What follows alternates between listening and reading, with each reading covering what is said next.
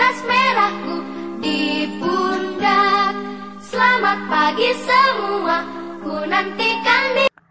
Dari kedua gambar tersebut itu merupakan contoh dari bagaimana lingkungan di sekitar kita ini tercemar, di mana untuk gambar yang pertama itu banyaknya sampah yang dibuang ke sungai sehingga mempengaruhi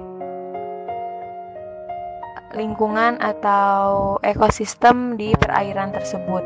Lalu yang kedua, walaupun terlihat seperti bersih dan tidak ada sampah, tetapi itu yang putih-putih itu merupakan buih-buih dari limbah-limbah cair yang dihasilkan dari limbah rumah tangga, lalu limbah industri yang dibuang secara sembarangan ke sungai. Lalu terjadinya perubahan lingkungan ini akan mempengaruhi keberadaan atau kelangsungan makhluk hidup yang ada di dalam ekosistem tersebut, di mana makhluk hidup pada suatu lingkungan selalu tergantung antara satu dengan yang lainnya. Nah, oleh karena itu, apabila ada salah satu komponen yang berubah, maka akan menyebabkan perubahan pada makhluk hidup lain yang tidak mampu beradaptasi dengan perubahan yang terjadi. Hal ini akan mempengaruhi kehidupan makhluk hidup yang berada di lingkungan tersebut. Nah, pencemaran lingkungan ini merupakan salah satu dari beberapa faktor yang dapat mempengaruhi kualitas lingkungan.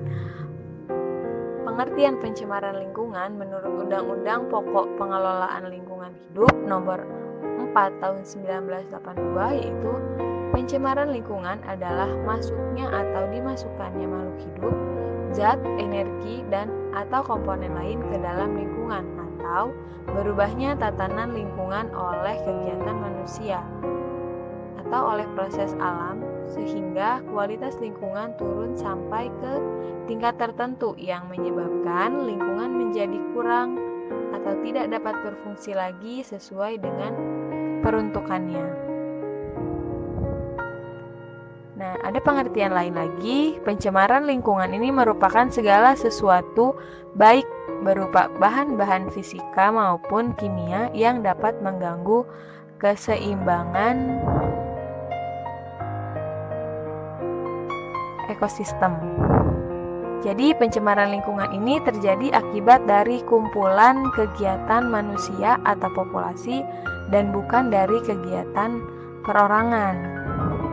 Selain itu, pencemaran juga dapat diakibatkan oleh faktor alam. Jadi selain dari faktor populasi atau kegiatan manusia, pencemaran lingkungan juga dapat disebabkan oleh faktor alam. Di antaranya contohnya ada karena gunung meletus yang menimbulkan abu vulkanik, sehingga udara di sekitar gunung tersebut itu akan tercemar karena adanya abu vulkanik yang disebabkan oleh letusan dari gunung Merapi tersebut.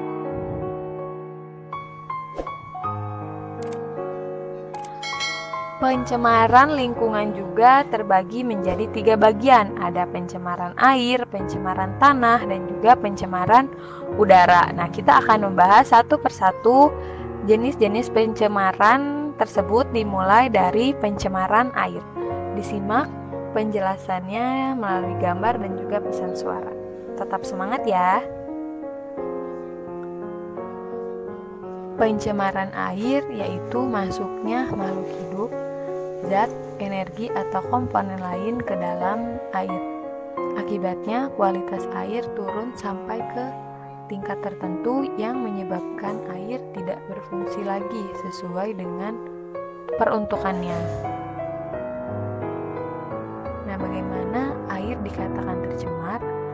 Air dikatakan tercemar apabila air itu sudah berubah baik warna, lalu menimbulkan bau, dan juga menimbulkan rasa.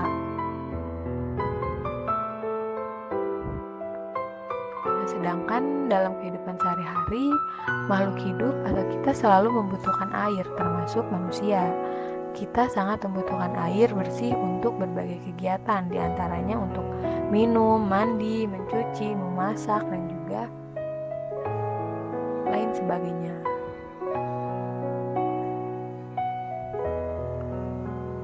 Nah, pencemaran air ini merupakan kondisi air yang menyimpang dari sifat-sifat air dari keadaan normal. Kualitas air menentukan kehidupan di perairan laut atau juga perairan sungai. Apabila perairan tercemar, maka keseimbangan ekosistem di dalamnya juga akan terganggu. Air ini dapat tercemar oleh beberapa penyebab, yaitu adanya sampah berupa plastik, sampah kertas, lalu ada cairan limbah berupa deterjen, minyak, dan juga karena adanya logam berat yang berbahaya.